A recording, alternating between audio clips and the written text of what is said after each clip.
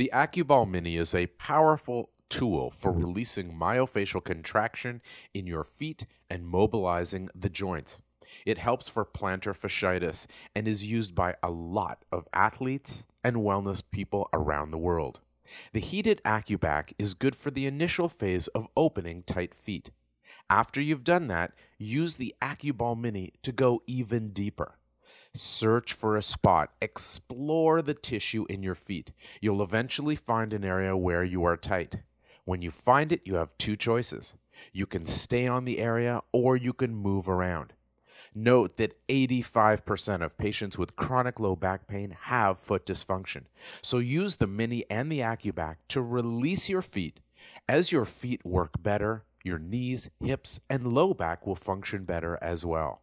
Use your Acuball Mini and Acuback to release the 5 distinct layers of tissue in your feet.